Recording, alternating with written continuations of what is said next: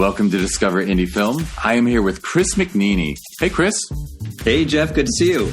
Good to see you. So we are on Zoom. So if you have complaints about audio quality, thanks to Omicron, we're not sitting in the same room with two microphones nicely adjusted. I actually do have that set up for this podcast, but boy, it's been a while since I've done an in-person recording. So we're on Zoom, and so we can see each other. You can't see us, of course.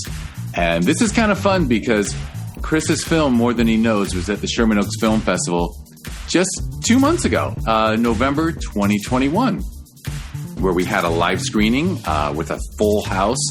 It was fantastic. It was great. It was in a great block of shorts. And thankfully, I caught Chris right at the end of the festival run of More Than He Knows. So when I sent out an email saying, hey, when you're done with your festival run, let me know if you want to do the podcast and get in the TV series. And Chris shocked me and said, hey, I'm done with my festival run. Let's do the podcast and TV series. So More Than He Knows is going to be in the Discover Indie Film TV series, season 5, which I think is going to hit in March.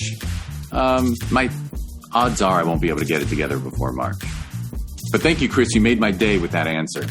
Oh, man, I'm so happy. It was such a great experience to be back in a live theater and have a full house, like you said, and now to get to do this podcast and then get to have it on the indie series, like, it's awesome. For sure. So for those who are interested, all you got to do to see this TV series is go to Amazon Prime Video and search for Discover Indie Film.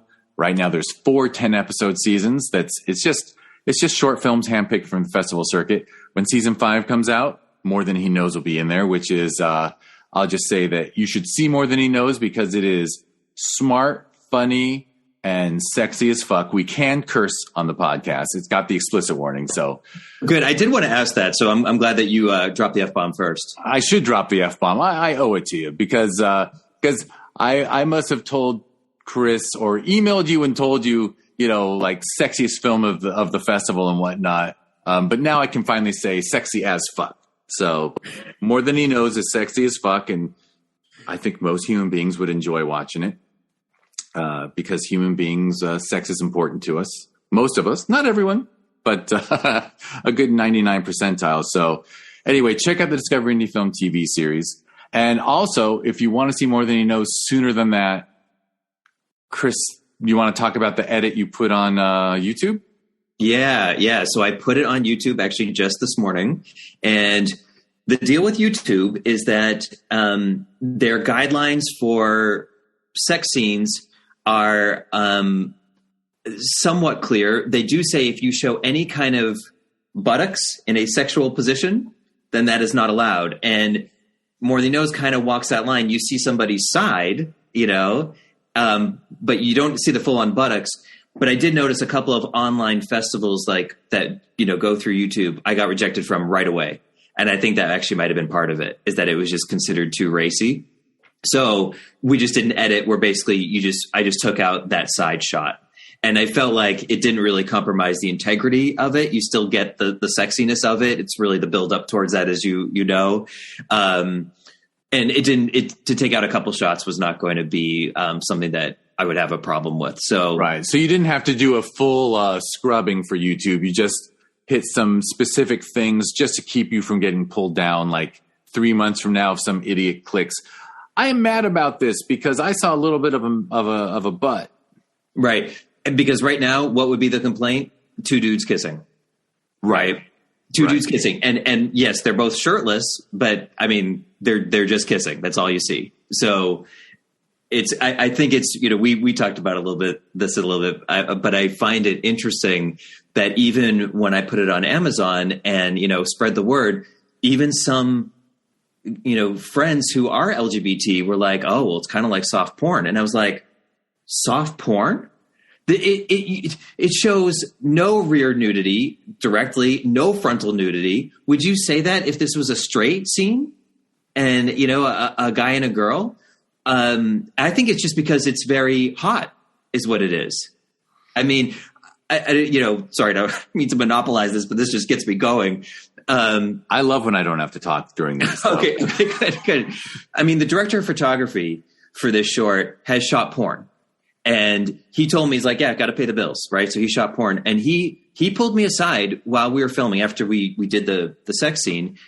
And he said to me, you know, I've shot a lot of sex scenes, and I got to tell you that was real hot. And I thought, okay, he would tell me, right, if he thought it wasn't working, or, you know, I don't think he was going to blow smoke considering the amount of sex scenes that he has shot. I think it was just a matter of there being real heat, you know, and chemistry. And so it was a little intense for people. I imagine it was. All right. So I'm going to just throw out the joke that people should, if they search for More Than He Knows on YouTube, you think they'll find it? Or should they add like Chris McNeany to it? Or, you know, it's funny. I know searching on YouTube can be a pain. I was going to joke that if you want to see the Sexiest Heck version, go to YouTube. If you want to see the Sexiest Fuck version, wait for the Discovery Indie Film TV series, which will be completely the festival, the original director's cut. That's right. I would agree with that wholeheartedly. And yeah, you're right that I think searching on YouTube can be a bit of a pain, because actually a friend just texted me this morning and she said, hey, when I searched for More Than He Knows on YouTube, the trailer came up, but not the short. I think it takes a while for it to get indexed. So, you know, you can find like just the title is, you know, More Than He Knows. And I put bisexual comedy short film. So I would imagine if you put that in, because those were keywords that do tend to come up a lot or they have a lot of traction. I did that research too of like keywords that you use. So those two words happen to be, you know, bisexual and comedy tend to be very searchable words. All right. That'll help people find it. But of course, I'll add that if you go to the discoverindiefilm.com website, and I think people know how to spell discoverindiefilm.com, there will be a link. There will be a link to the YouTube as well. So if you can't get it on the search, I laugh because there was a great film. Actually, the block before yours, I don't know if you were able to be there. There was a film called The Cat, this amazing animated film that takes place in Tehran. And she said, well, we're going to be on YouTube soon. I'm like, if you search for The Cat on YouTube, there's a few cat videos that'll come up ahead of this. I didn't see it. I saw the block, or I saw the feature after. Yeah, you saw the feature after, yeah. But I wasn't there. I couldn't come before. But that's funny. It's like right. The most searchable thing on YouTube. The of all the things to type into YouTube, cat. I mean, come on. But anyway, let me not distract from you and your film. So the way this podcast, the focus is on you as an artist, and I always start off with this won't be too shocking. I think I warned you, is that where your start came from, what inspired you to get into filmmaking. I know from chatting with you at festival mixers and screenings, I know that you've been in New York and stuff and pursued acting. So go ahead and tell us what your inspiration was to get into the arts. Yeah. So, you know, I had kind of an unconventional path. I mean, I played sports in high school, and my fellow soccer player friend said, hey, they're doing a musical, you know, we should do this. He came from a very musical family. And I was like, okay. So we tried out for Fiddler on the Roof, and the girls who were, you know, really trained dancers, they were like, you can dance. And I was like, okay. So I ended up being the one Russian dancer that was actually a male. Like all the other girls just dressed as men because none of the other guys could really do it. And was that super hard Russian dance where you're like kneeling down and kicking out? Yes, like with the bottle on your head and everything. Oh my God, that's the knee cartilage terror. That's what you do in high school, right? So, and we did have little Velcro to help us with the bottles on the top. But I mean, the girls were like, okay, you can do this, and you're like the only one, so you get to be the kind of solo Russian dancer for part of this too. So, you know, and I just kind of, you know, put that in my back pocket. Then I got into college and, you know, didn't really do anything till my senior year. They were doing a senior class musical, and I thought, oh, okay, I'll try out for Hair was the musical they were doing. And again, same thing happened. The women were like, wow, you can dance. So they gave me a solo. They said, just make up your own solo if you want. I'm like, okay, great. So I did. And, you know, people were like I still remember one woman came up to me at the end. She was a parent of someone else. And she said, you know, that's better dancing than I've seen in most Broadway shows. And I thought, wow, you know, so then I thought, okay, what if I just like, and then I went to Ecuador for a year where I taught English as a second language. I did a program. And at the end of that year, there was a girl who I was teaching with, and she was a trained dancer. And she's like, what are you going to do when you get back? And we were talking about, I thought I might go into teaching. And she said, but what are you really passionate about? What do you love? And I was like, well, I got to say, both times I did these shows, I really loved dancing. She's like, well, you should pursue that. So here I was at 23 years old, taking my first dance class. And this guy was a ballet teacher. He was a substitute for someone else. And he was very funny. He was quite a character. He's one of these people that within the first 5 minutes of talking to him, he'll make it known that he was with the best ballet company in the world during his time, right? So then he hears that this is my first ballet class, and he's like rolling his eyes through his head. And then we did this one class, and at the end of it, he said, here's the deal. You're too old to become a ballet dancer, but if you can sing, then musical theater could be an option for you. And he identified that right away. By the way, I guess I should ask, where'd you grow up? Massachusetts? Massachusetts, yes. Okay. So you went from Massachusetts to Ecuador, and then was that ballet class, was that intro class in New York? No, that was in Massachusetts. Massachusetts. So what happened was I did get a job as a teaching assistant at a middle school, at a charter school on Cape Cod. And then I just randomly took this ballet class. So it kind of was good. I ended up living on Cape Cod for 2 years, working as that teaching assistant at the middle school. And then I would take dance classes every night. And I was with a ballet company where they had, these teenage girls that were on point. If it wasn't me, it would have been one of the teachers that would have been partnering with them. So they were like, okay. And they were both male ballet dancers that had started late. So they kind of knew how this worked. So they just threw me in. They're like, yep, you'll figure it out. So all this stuff was way above my head, especially for like that first year. But then you just kind of learn by trial by fire. So after 2 years of living there, then I moved to New York, and then it took me about 8 or 9 months to get my first gig. And then I, had to figure out how to sing and all that. But then I got a regional theater gig that led to another one. And I did that for like 5 years, but it was rough because I didn't realize how hard it would be in New York without a musical theater degree. And I kind of felt like I hit a ceiling. I joined the union. I tried to get in for equity stuff, and I just couldn't get an agent. I did a little showcase. So this is what led to filmmaking. Is I did a little showcase. I wrote this like little Fred and Ginger piece. I love the Fred Astaire, Ginger Rogers movies, even though they are problematic in a lot of ways, but there's something beautiful about them. So I wrote this like little Fred and Ginger piece that was like a showcase to try to get agents to come and, put this thing on myself in a little black box theater. And of course, no agents came, but people who came said, this is like a good story. You should keep like creating your own stuff. And I thought, well, okay. So then I thought it might be a stage play, but then I didn't think it really worked as a stage play. So then I started working on it as a screenplay. And then I thought maybe I could make this into a short. And just all directions started to point towards Los Angeles. So I moved out to LA, and pretty soon, after I got there, I made my first short. And I feel like my first two shorts had merit to them, but I also learned a lot. I had no idea what I was doing, right?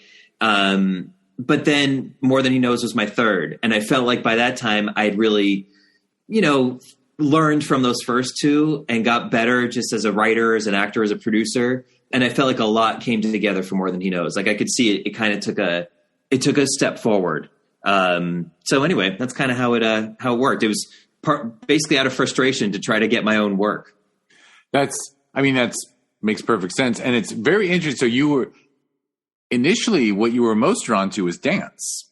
Yeah. And then acting was almost secondary to dance, but you left out, like, I assume in New York, there's also acting classes and things, or I did like a musical theater class just to, try to make connections and get connected there. But I actually never trained as an actor. In fact, I heard about a summer stock, a theater in called Bristol Valley Theater in upstate New York. And they were auditioning for plays. And I just happened to see the breakdown. And I thought, I wonder if one of these I could do. So I auditioned for it, and they gave me the part. So that was a big deal in terms, because it was a pretty substantial part. And that was a pretty big deal in me thinking of myself, okay, I'm not just a dancer, and I actually can do, some acting. So then I did another play with them the next year that was an even bigger part. It was Absurd Person Singular. And it was a really hefty part that I had, big challenge. And so I think it started, because then I started thinking I'm not going to be able to dance forever, right? So then I started thinking like, wow, I guess I can do this, you know? And then, I did end up getting a commercial agent. The first audition I went out for, I booked the commercial, and then nothing happened after that. Like I got a couple of auditions, but then, you know, didn't book them. So it just seemed like, okay, everything was heading towards heading out west and really thinking myself as an actor. And I still have a screenplay that I would love to get out there that is kind of a modern day Fred and Ginger story, you know? But musicals are so tough, you know, even for established directors and writers, like musicals are such a risk, you know? So I thought, okay, I have to have something else in order to try to promote this musical. So the first short I did was it was actually a version of that little black box theater show that I did. That was like a little Fred and Ginger thing.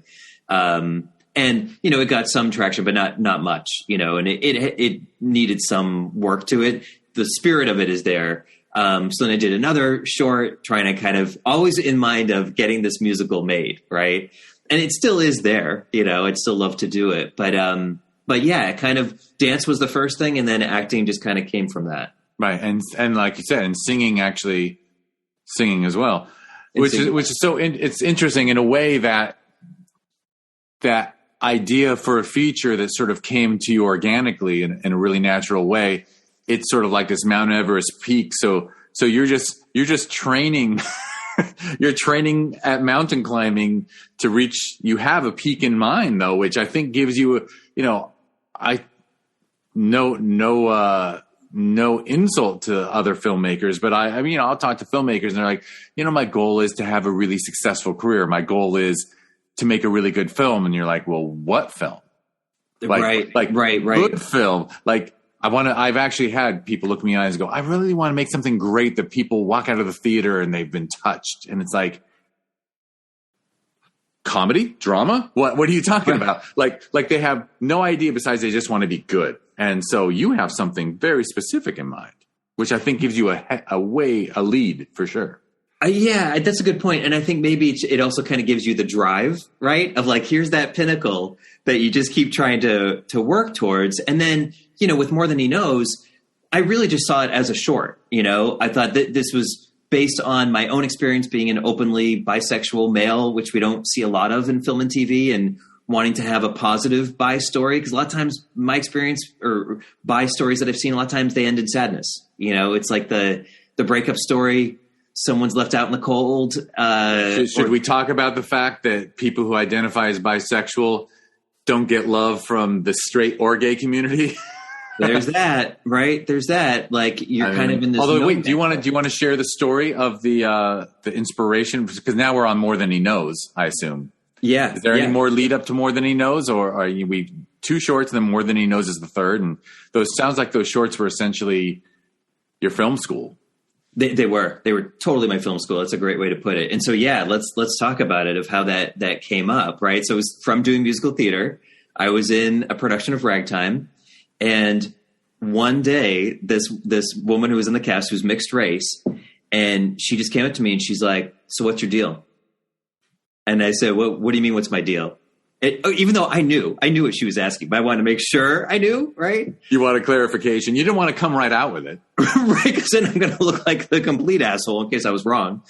She's like, well, when that conversation comes up about, with the guys especially, of who's gay and who's straight, you don't get involved in that. So what's your deal? And I thought, all right, she just really hit me with this. So, and I had felt chemistry with her right from the start, you know, just liked her, super attractive. So I just said to her, well, I just thought, you know, I'm going to be totally honest. So I said, well, you know, I am seeing an older guy, but it's not a monogamous situation. In fact, he knew that I was doing Ragtime, and he wanted me to be able to experience, you know, whatever may be an opportunity with doing it. So he's not threatened by the fact that I do like women. And I remember she just looked at me very seriously the whole time I was telling her this, because I was terrified. I'd never spoken so openly like this to someone. And she said, "I think that's hot and I want to take you home." And I was like, hell yeah. Yeah, I think it's hard for people to realize that when someone's not cisgendered straight, I think as we call it, like sharing your truth it's like a constant process through life. It's actually not like the idea that like you come out and then it's done. Like, no, not so individually, like face to face. That might be the best coming out story between two individuals ever, because you kind of nervously shared your truth, and like the serious look. I assume that serious look the whole time she's looking you in the eyes and listening to you, she's thinking, okay, I want this guy. I guess so. Because then it was amazing. You know, that was her inner monologue, was like, when he finishes, I'm inviting him home. You know, and my gosh, went home. It was amazing. And then I remember her saying, she's like, yeah, you know, me and my friends, we kind of, you know, we hang out, we talk how we like guys who are a little gay. And I thought that was so simple and profound, right?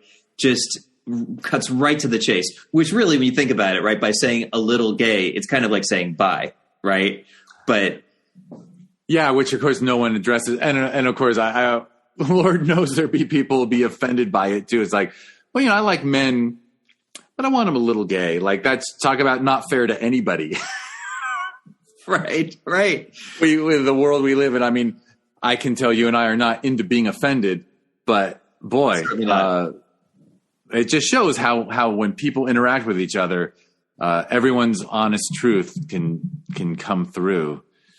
And so you had that experience, and then how many years later did you write More Than He Knows? You know, it was like, gosh, probably almost a full 10 years later.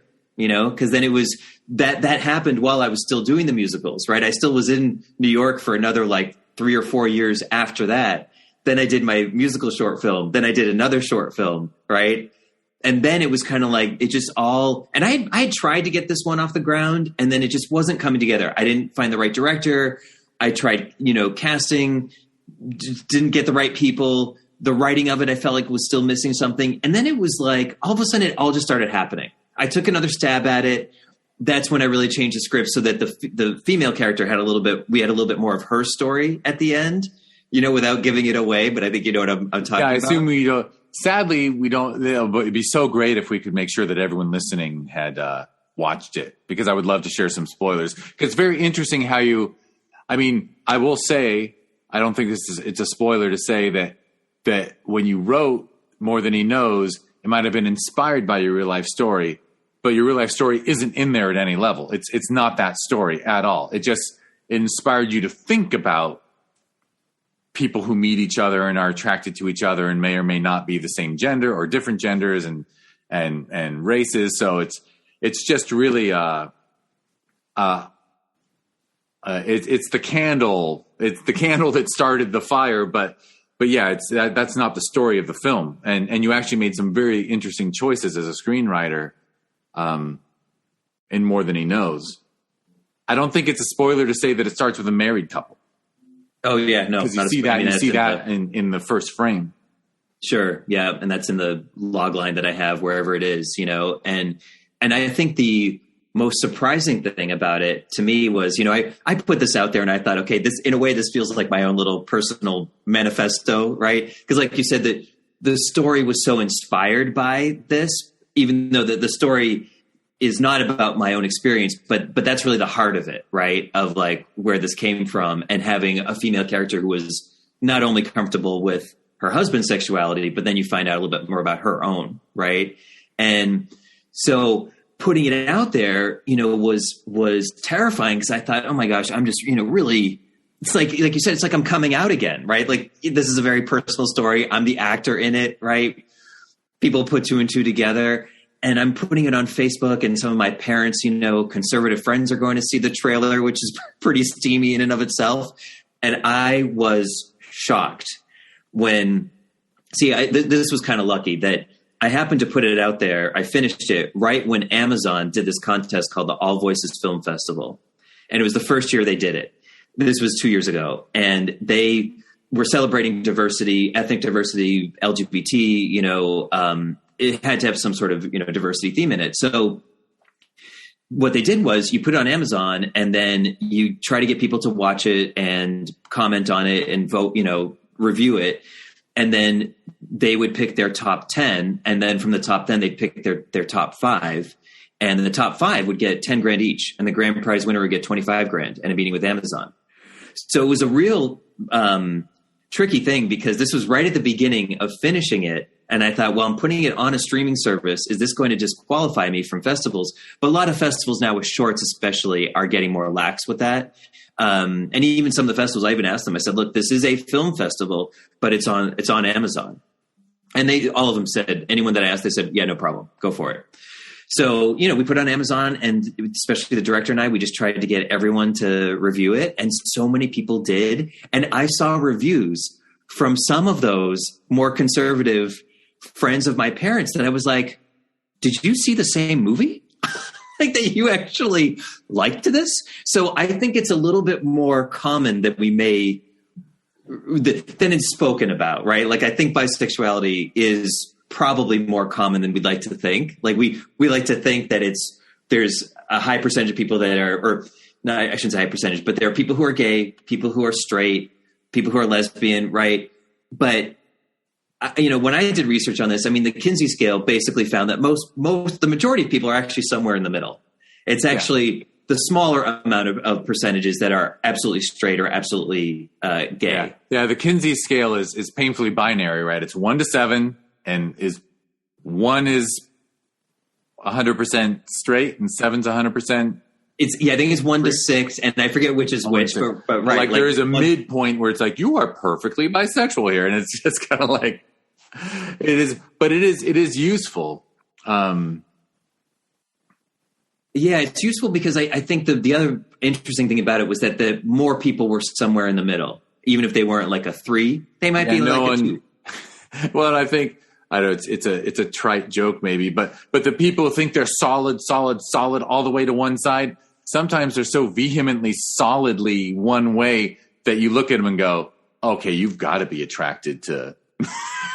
Well, I mean, look, it's like it's just not normal to think it's like, oh man, I don't know, it's their normal. Well, yeah, and I mean, look, it's even you look at politicians or people in the public eye who are so vehemently anti-gay, and it's like, so what's going on here? If we had $1 for every very famous, super anti-gay rights politician or preacher who ended up having a secret gay life, we'd have like, $30-$40.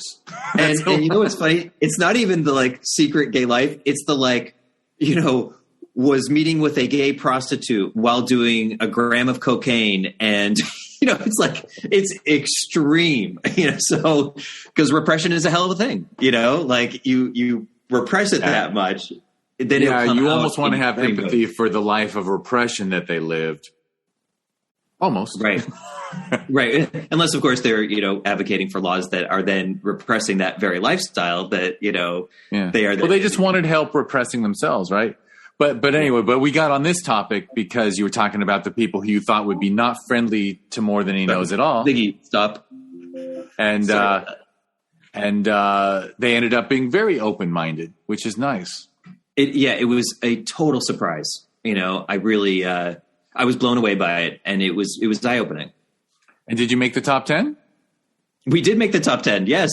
Funny enough. And so then it's like, oh gosh, we got the top 10, but we did not make the top 5. And I do feel that it still is something that is a little edgy, it makes, I think, some people uncomfortable. It's just, what I find interesting is how many stories, books, movies, plays do we have where there's infidelity and it's this big thing, right? Someone cheated and there's all the drama that ensues and hatred and upsetness and all this. But what if there's something that's dealing with infidelity, but actually it's not such a big deal, right? And it's actually more, maybe one, without giving away too much, but maybe I know I'm fighting a comment or a question that will be a big time spoiler. Yeah. But I will say this. I'm just going to jump in and say that there's enough going on story-wise that part of me wants to bug you about expanding it to a feature, because I think there's enough there. A lot of shorts are perfect as a short, and like pushing it would just stretch it too thin. But I actually think there's so much going on in that marriage and their relationship that I would love to see it flourish, and especially because it does actually have infidelity that is not relationship crushing and not like they must be punished for what they've done. Instead, it's like it's actually helping people learn about themselves and each other. Yeah, yeah. Well, you know what's funny? So I think I said this earlier that I really just thought of it as a short. You know, I really did. But then that is the value from going to festivals. You know, especially the in-person ones, and some of the questions I would get during a Q&A, people were really interested in the characters. And then I was just getting this feeling of like, I think there is more to this than beyond the short. So I wrote it as a pilot script, and now I have a pitch deck that I'm actually just waiting for a friend to do the graphics for me, but laying out, you know, how the first season would go, and then brief summaries of second season and third season. And I think, you know, Ziggy, stop. Sorry, I forgot to silence her. But, you know, just kind of really exploring, you know, how this would play out. And with the experience of taking care of my mom who had glioblastoma, which is terminal brain cancer, then, you know, weaving that all into it, like a parent getting glioblastoma and what happens. Cause I know what happens with that, right? A year of my life I dedicated to taking care of my mom. So it's really amazing, I think, that so much of this now has kind of presented itself as a story that really is near and dear to me, even though it is, you know, a lot of it is fictional. And it is very fertile ground for a series because, you know, when I think of TV series that dealt with sex honestly, it's such a short list. And it's so rewarding. Actually, I was always a big fan of the HBO show Girls. Yeah. But one of the things about Girls is it showed how in your early 20s, sex is awful, actually, most of the time. Yeah. And so the nice thing is your story and your characters, they're mature enough to have really good sex. Yes, exactly. And that was a big thing too. I really did want it to be not like a early 20 something story, because I want it to be people who have like actually, you know, had some life experience behind them, and to then kind of explore parts of themselves that maybe they hadn't before. Cause I think that's very common, you know, for people to just not have, not have explored that. And there's such a wide range of that. It could be a passing thought that someone might have, or just they didn't really need to act on it. Or it could be like something that's long been suppressed that they really wanted to. So to kind of look at that with these characters of, you know, what happens if they finally do just say, okay, you know what, I do want to experience this, you know, and I am more mature and I've lived enough that I do want to explore this part of me. So yeah, that's the idea. Well, I will light the mental candle in the back of my head that, because my God, I mean, not to blow smoke up your butt, but I mean, in this era of streaming services where a TV series really needs an angle to get audience, right? Because just an average sitcom ain't going to make it, right? Like Netflix's Sex Education is like a great show that deals with sex. I was just thinking of that. But More Than He Knows could certainly be, I mean, I don't know if you change the title because the title sort of, I don't know, but how do you keep it? But it could be like, have you, like I could see people over dinner saying, have you watched this show yet? Because you should, because it's hot and it's covering ground that we really don't see much at all. We don't see much of it. And by the way, I do have a title now. I'm curious to hear your thoughts, but for right now, I'm calling it Love and Sex with a question mark. Interesting. I have horrible feedback, which is I saw an indie film 20 years ago called Love and Sex, but no question mark. No question mark. See, I figured the question mark would be a little bit different. That is kind of cool. That is cool. You know, it hints at like, okay, maybe it's just something that's a sexual attraction at first. Does that evolve into love? Like it just, I think, opens up a can of worms. But I agree. It's cool. By the way, I hope I'm not interrupting. I actually have a funny question, or not a funny question, but it's almost like a wider question to like talk about the film, the short, and the possible series. Is it is it preferred to refer to it as exploring the bisexual community or pansexual? Nowadays we have so much language. Like it makes me aware that like the term bisexual is very binary. And now I've met people who, make a strong case that they feel they're neither. And actually, I did meet a young woman who made a film at Sherman Oaks just last year when you were there. And, she made a film about, oddly enough, God, I don't think you saw it. Oops, I just dropped something. Her film was about being non-binary while being a ballet student and how hard it was for her, but she identified, her is her pronouns or they, them, but it was really interesting to watch. Like, so she ended up doing a performance with like 1 foot on point and 1 foot in Doc Martens, which was kind of cool. But anyway, I guess the question is like, would you see people talking about More Than He Knows or Love and Sex ? As exploring, like, does it matter what label it gets? I don't know. Yeah, I mean, it's a good question. I kind of feel like it doesn't really matter what label it gets. Because you have to have a log line, right? And when you're promoting it, you got to say something. So I did refer to it as bisexual. And for me, that's just a label I had given myself before pansexual was really even a thing.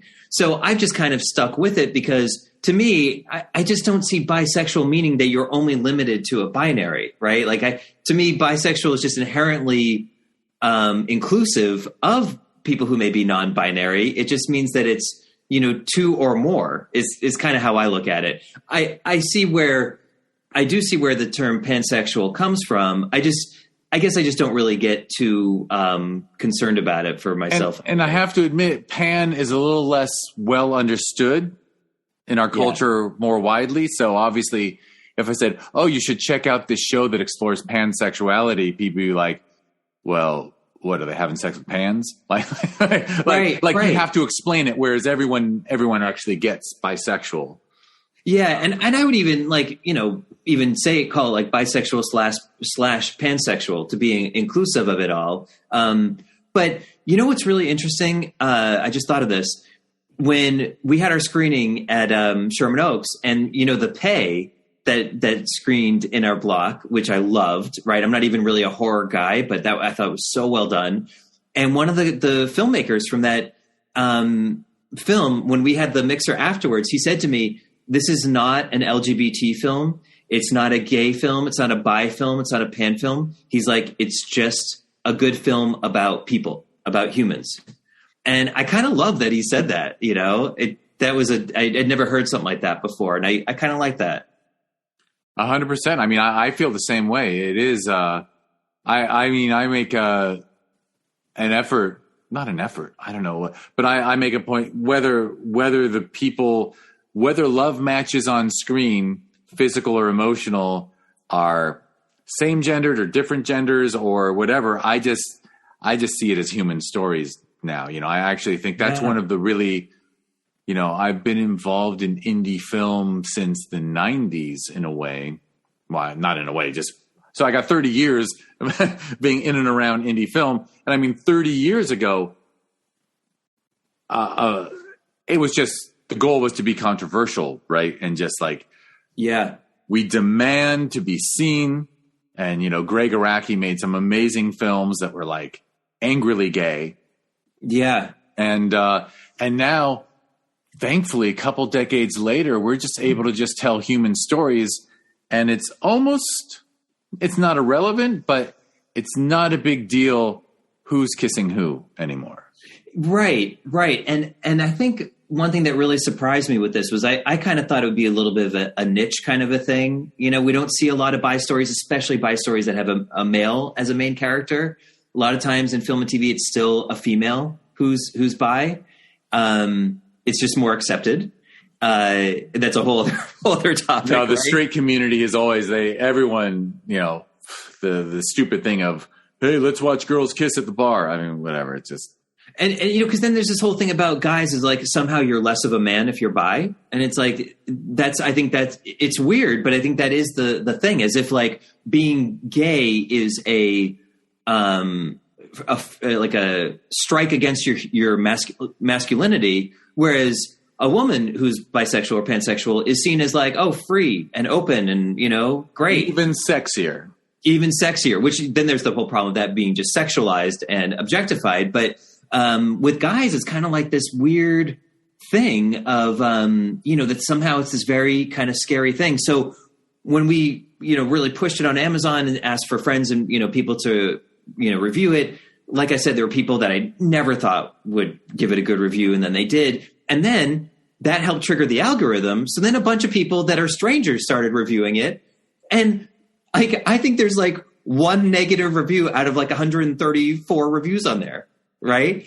And they were positive. Like people were saying like, oh yeah, I actually love this. What an interesting story. What a twist. And that to me is mind blowing. I'm like, wow, people who I don't know just somehow connected with this and thought to leave a review. I was like, wow, that's something for sure. You know what? It's a testament to the writing. It really is. And the filmmaking, but particularly the writing, because it's so well written and the resolution is so rewarding, I think, for the audience that instead of the typical,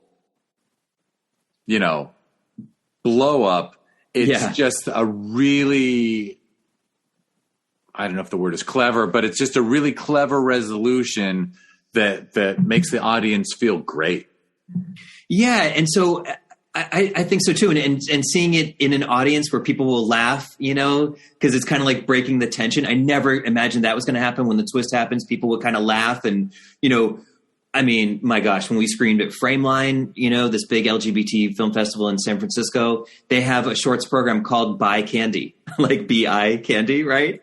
So, and this is a thing there. The woman who helped start that program, she saw that I posted on Facebook and she's like, hey, I'm so glad to see this Buy Candy program is still going. She's like, I petitioned Frameline like 13 years ago. And I said, hey, look, you have a gay shorts program, you have a lesbian shorts program, you have a trans shorts program, you need to buy one. And, not many LGBT festivals even have a buy shorts program. In fact, I know of two. I know Frameline and one other, right? That's it. But when I was there, whenever people would hear that my short was in Buy Candy, they were like, oh, Buy Candy. So it was this, like 250 seat theater, completely sold out, hardcore buy audience that was there. And people like were cheering and going nuts when this happened. And the programmer came up to me at the festival and she said, look, we often get the breakup story. We get the drunken threesome. She's like, and those are fine. But she's like, yours was different and so refreshing that we got to see this other thing that was very positive. And so that to me was music to my ears, right? Because you just think, how is this going to be perceived? I mean, I was so nervous showing it in front of such a bisexual audience, thinking like, oh gosh, what if they think the portrayal is not good? Or what if we screwed up? And people loved it, so that was like incredibly rewarding. Yeah, that's a huge relief. My God. Yeah. Talk about bearing your soul. Yeah. Bearing your soul, and you start to think all the worst of like, oh, does this show bi people in a negative light? And the director and I are both openly bi. We talked about it. We thought, you can't have LGBT characters that are perfect, right? You can't have zero conflict, right? Otherwise we don't have any stories if you just have people acting like saints. So I think there was a real sense of, okay, well, this guy is, kind of unsure about himself, but actually, his wife is very sure about him and is okay with it. And she's trying to get him there, so trying to say this without totally spoiling it, but I can say that it's probably not spoilable I mean, we won't do spoilers on purpose, but as someone who's seen it more than once, I can tell you it's entertaining every time. Although I guess there is a twist. So we certainly don't want to give away the twist. Yeah. Yeah, there is certainly a twist. So, but it's kind of like what you said of, if that musical, right, is kind of like the peak I'm working towards, well, this is a nice thing to be working on towards it, right? Because now it's like I'm equally passionate about this because it's kind of taken on a life of its own. And seeing how this is not something that we see much of. And I do think there's a need for it. And even a friend of mine said, she's like, think about it. Even from when you released this 2 years ago, things are different in the world now than they were 2 years ago. And she said, I think the timing is even better for something like this. As we're kind of making baby steps of seeing more, bi characters or pan characters. So to have something that would be like a really, my thought was, we have like Queer as Folk kind of put gay men on the map. The L Word put lesbian women on the map. Pose put the transgender community on the map. But we don't have like a bi kind of one of those, right? So what if I could create something that would be like that? So that's how the direction I've gone in the pilot is that you're going to have, these main characters that you see in the short, but then these other supporting characters, and, most of them are bi. And you might not know that right away. Because that's another thing is that a lot of times you might be talking to two people talking to each other who are both bi and you don't know it, right? One of them's in a straight relationship, one of them's in a gay relationship. Well, they're going to be perceived as straight and gay, respectively. So that was kind of, I thought, wow, there's something to this that maybe there's a space for this. I mean, it'd be wonderful. It'd be wonderful. I mean, I'll come out that I'm in my 50s. And so my era, I have several friends who, we went to school, went to college. Two of them married the college sweetheart. And then around 15, 20 years later, got divorced as they came out. Wow. Yeah. And so art like this that would be out there, it would help. Obviously now I don't think that, but by the way, I think those friends, there's a perception in our society, this is way off the topic maybe, or it's right on. There's a perception that, they were gay all along and never liked women. Yes. The truth is they loved their wives. Yeah. They were attracted to their wives. They were just more attracted to men. And it took them a long time. And honestly, it took till the kids reached a certain age, I think. And then they kind of realized I can't be happy without the other thing. And actually, a fascinating thing is one of them just wanted to stay married. And his wife said, no, you deserve to be out there. And I actually deserve to be. She's like, I actually don't want to be with you anymore now that I know your truth. Like, I want to be with a guy who wants to be just with me. And that was her choice. And sure, and he actually took it hard. But the way Hollywood would tell that story is he was a suffering gay man all his life and finally came out. Exactly. But the truth is, in the context of your material, it could be that no, I still think my wife is hot. Right. And so I think your story, what you're talking about, is totally relevant because that is something that's common, especially of, I think, that generation, right? Where it's this is something that was probably never addressed. And so it could get to a point where, okay, well, I can't hold this back about myself anymore. And so maybe then the marriage does end, right? And that is it happens. So I kind of wanted to look at, okay, well, what if it's before that point, right? Before it's 15 or 20 years, they've been married a few years. And now it's kind of reaching a boiling point. And, what if there is a way to work this out? What if she actually thinks his attraction to a guy is kind of hot? I mean, I've been surprised at how many women I've talked to who have said, oh yeah, two guys going at it, super hot. Right. And, some may not feel that way at all, but there are some who do.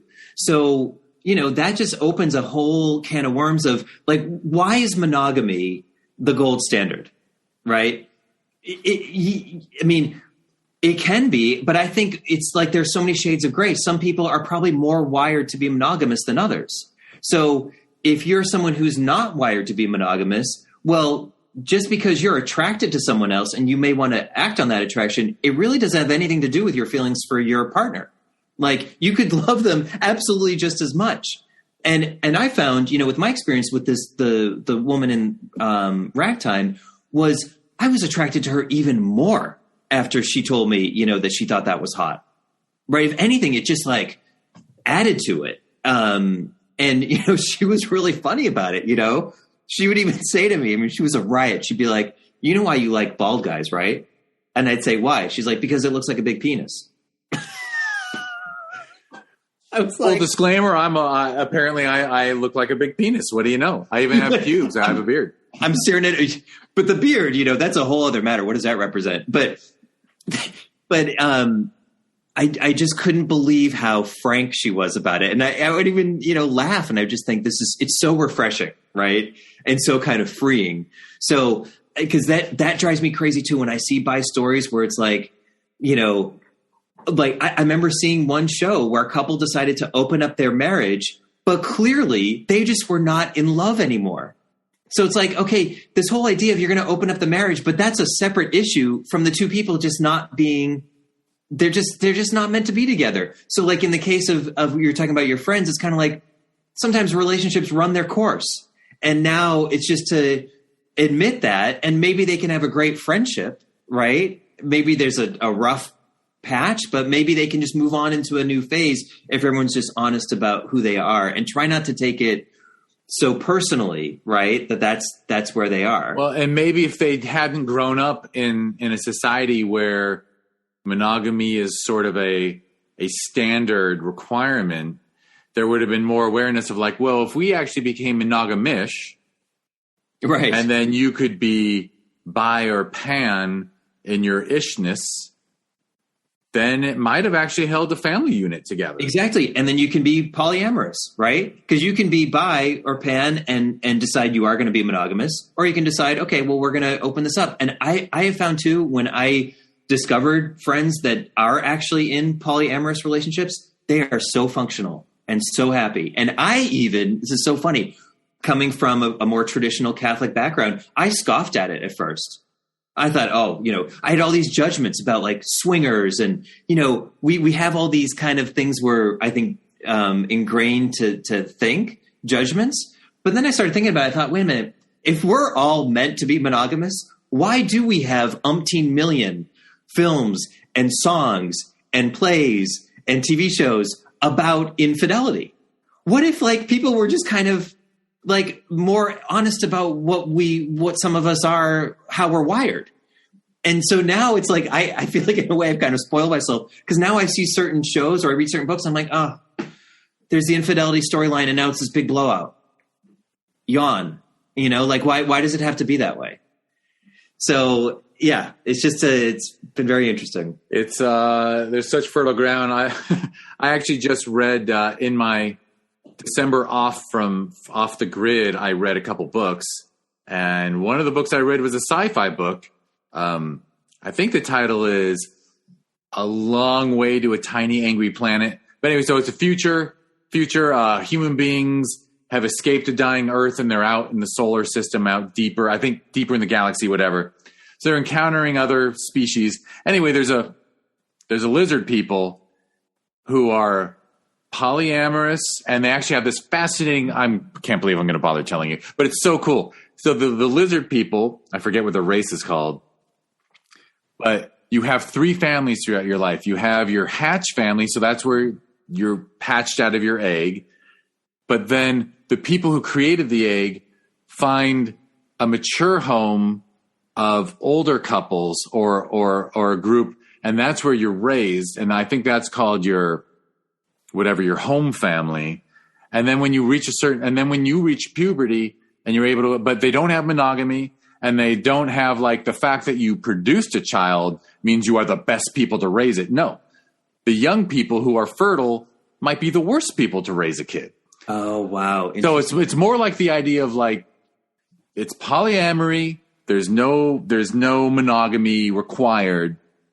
And they've figured out a culture where they get through the whole lifespan and you end up with three families. There's the family that raises you, the family of basically friends when you're single and experimenting before, and then there's the family that when you're of the age, start raising other people's kids. Interesting. That is so interesting. And it's fascinating that you can do that with sci-fi, but if you had a group of people in Montana living that way who are human, it'd be like, it'd have to be treated like, I guess, the show Big Love or something. Like it'd be like, totally like these people are perverts, right? Fringe weirdos. We don't see any of those, But all of it makes so much sense, actually. That why, I don't know, monogamy. By the way, I whatever. But the show I Love Dick. I don't know if you saw I Love Dick on Amazon. I haven't. No. It's based on this famous feminist novel, and Griffin Dunn and Catherine Hahn are a married couple, and she becomes obsessed with Kevin Bacon. His name is Dick, and they have a long, honest, drunken conversation. This couple, and she's like, what happened to us? We used to be free. We used to be open. We didn't believe in all this monogamy stuff. And Griffin Dunn, like, is drunk. He like just rubs his forehead and goes, monogamy's easier. That's amazing. Like there was an admission that like the only reason we don't sleep with other people is because it would take an effort. That's so great. Like, that's so profound and just right to the point. Yeah. Yeah. So there's fertile ground. There's, well, I wish you, boy, I mean, I want everyone who comes to the festivals to have great success, not because it might reflect upon Sherman Oaks Film Festival better, but just, you know, there's not that much great stuff being made at any point in time, you know, and sure. Yeah. And, you know, the stuff I see at the festivals, generally, I like it better than the stuff that's on Netflix and Prime and Hulu and HBO Max. I mean, there's great shows for sure and great movies, but the stuff you're talking about would absolutely be dinner conversation. I guess if we're ever back in the workplace, it would totally be the water cooler topic.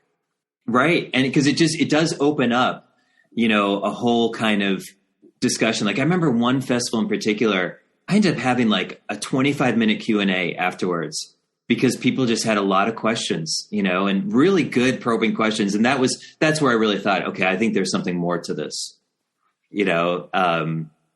For sure. About the film and about you and your life, or really about the film, you know, like even, and it's funny, the moderator, I don't even know if he was bi or pan, but you know, he had really good questions. Like he brought up one question where he said, I don't think this is too much of a spoiler to say this, but he's like, you know, when the two guys, you know, go to have their encounter, you know, my character, right, who's certainly more hesitant, doesn't want to kiss him. And he's like, so was that an intentional thing? Right. He's like, cause I kind of picked up on a kind of, you know, discomfort. And I said, oh yeah, that was intentional, because in my experience, a lot of bi guys will be like, no, I'm not going to kiss another guy on the lips because that would be too gay. Not that that's spoken necessarily, but that is the deal, you know, like, oh no. And that's how they feel, and they should be true to their feelings. But at the same time, I can't help but think that there's societal biases that they were raised in that make them feel that way, that maybe they could break through. And I think that absolutely. And I think that the actor opposite me, you know, Julian Fletcher, I think he inherently understood that, right? That there was really not much directing that needed to happen there, right? Where it's like, my character doesn't want to kiss him on the lips. And he's kind of like, oh, I think you'd like that, right? So then he just goes for it and then sees how much, oh, actually, I do like this, right? So I think they're exactly what you said, right? That it's a societal thing of like, oh, well, I wouldn't do this. But let's break that down, right? Okay, so you do it with somebody of the opposite sex, that's okay. But when it's someone of the same sex, okay, you'll do other things, but not this more intimate, personal thing of kissing. It's yeah. You have 5 to 10 seasons of material for sure. Yeah, right. There's a lot there. So and you can just keep expanding the cast so that you have different people with different, I don't want to use the term issues, but different situations that, you know, and you can have some relationships end and some relationships flourish, all kinds of stuff. Yeah, it's be a fun writer's room, I'll tell you that. Yeah. throwing ideas around and writing them on the whiteboard. Oh my gosh, yes. Probably end up with too many, you know, but that's great, right? Nothing's better than having 100 ideas and narrowing it down to 12. That's right. Yeah, you'd much rather have that problem, but that is true. That would be a fun writer's room. If you, especially the right people, you know, that are all just kind of throwing stuff out there and comfortable with it. Yeah, for sure, boy. Well, the funny thing is, so the normal flow of the podcast is how you got into it, and then how you got into filmmaking, which we covered, and then discuss the film itself, so discuss More Than He Knows what you did, and then move on to what you have planned next, which I think we've already heard. Are you planning to make more shorts as you prepare for the Everest feature, or? Yeah, actually, funny enough, I've actually made a couple shorts since the More Than He Knows, and right, because More Than He Knows is older than I realized. So More Than He Knows is pre-pandemic.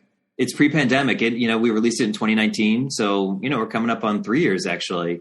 And it was kind of weird with the festivals because a lot got postponed, and 2020, 2021 was kind of weird. So it was almost like it had a run in 2019, then like a pause in 2020, and then more festivals in 2020 and 2021. So I've made a couple other shorts. Both of them, submitting to festivals, and I'll put them online eventually. But it's kind of like the main thing. It does feel a little bit kind of zeitgeisty right now with like, Superman is going to be bi in the new Superman movie, right? So this is like a big thing, It's funny. I don't pay attention to the DC universe, so that's news to me. Wow.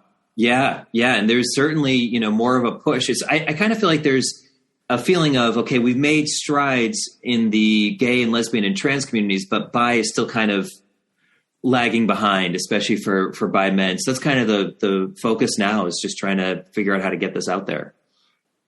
Yeah, I guess we will know when it's time for the bi pan community, when the right wing starts attacking them as much as possible. Right. That's what totally brought trans to the forefront, was when the right wing realized, okay, we can't attack gay marriage anymore because it turns out everybody has a gay relative. So we're going to focus on trans people and try to persecute them. I'm sure that would happen. And then the other thing, I remember, I think Superman's going to make, my God, if Superman kisses another man, I can't imagine what's going to happen on Fox News and right wing radio and whatnot. Oh yeah. Breaking down the whole, institution of marriage. Right. Those crazy liberals in Hollywood are trying to brainwash us all. What's interesting though, is I do remember reading an interview with the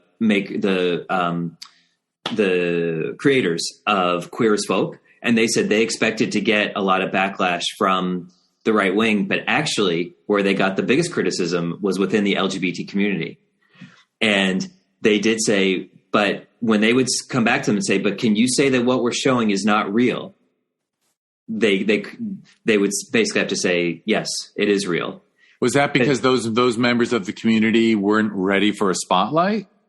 I think because they were showing things pretty graphically of like drug use, of rampant sex. And they were going by, that era and what they saw, right, as happening around them. And it was by and large true, right? Like that show would not be the same thing now, I think. And it's interesting because they did do a reboot of it, which I think is coming out soon, if not already. Right. There. But the community that was offended, they sort of wanted to hold on to the, like, if you're going to have gay characters on the TV screen, we want them to be impeccable. Yeah, in so many words, right? Like, let's not show all this nitty gritty stuff, but they were just very honest about it. And I do think, right, I could face some backlash from the LGBT community of like, oh, you're showing bi people as being promiscuous, right? Or incapable of infidelity. But I've also been very careful with developing it as a series that I would have monogamous bi characters. I'd have a single bi character who's just openly dating and not committed to anybody, so that you see a range, right? That it's not just that bi means you can't be committed to one person, right? Show different. Yeah, because a person who identifies as bi can fall in love and choose to be monogamous just like everybody else. Exactly. And I knew that there would be, some pushback, and I got a little bit of it for the short, but not a lot, especially the big marker was screening at Frameline with this hardcore bi audience. Right. And people were like celebrating, cause I think I'm sure they've seen the infidelity story where it's the blowout and someone gets their heart broken and all of this.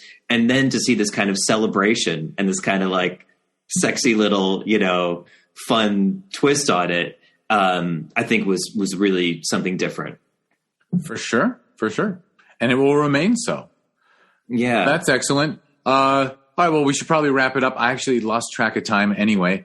But we'll squeeze in time for your 4 questions right after this. That's a separate podcast. Is there any social media or website that people should hit if they want to learn more about you or get links? Yeah. I'd say, YouTube, I just put it up there. Like we said, it might not be indexed right away, but it's just More Than He Knows, bisexual comedy short film. Instagram, MTHK Film. So More Than He Knows Film is the handle, MTHK Film. And then Facebook, we have a page, More Than He Knows.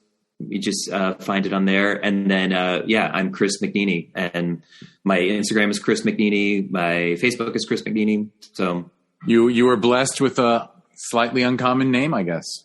Right, exactly. Yeah. Yeah, and McNeany, for those who don't want to get it wrong the first try, it's McNeany. Yeah, good call. Yeah. All right. Excellent. Well, I will jump into my closing spiel where I name a ton of websites and social media handles. All right. So we talked about More Than He Knows is going to be in season 5 of the Discover Indie Film TV series.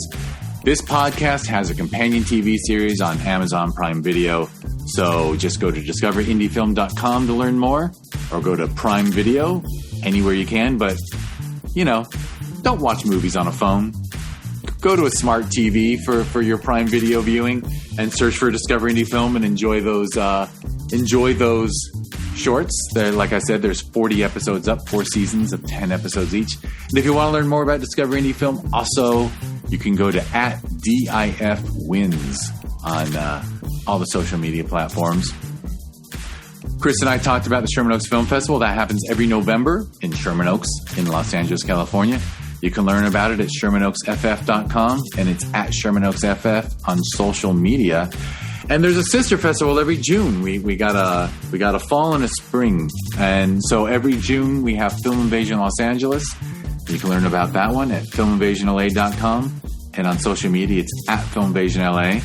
I can proudly say, at least for this moment, the algorithms are crazy, but as of January 1st, both the Sherman Oaks Film Festival and Film Invasion Los Angeles are ranked in the top 100 of Film Freeway's top 100 best reviewed film festivals worldwide. That's out of like 10,000 events. It's kind of bizarre. It's like 0.1%. But as I joke with people who say nice things to me at the film festival, I don't know if I said it to Chris, but anyone who compliments the festival, I say, well, we're the festival that gives a shit. we care about the films and the filmmakers, and it just kind of shows. So, no doubt about that. And those festivals feed into the Discovery Indie Film TV series, and I don't know. Hopefully someday I'll work less, because I really just want to sit around and do nothing. That's my actual goal. And talk about films, though. This is the fun part. This is a fun part of my week. All right. Well, thank you, Chris McNeany, and thank you everyone who listened. Thank you, Jeff. Yeah, it was a real pleasure.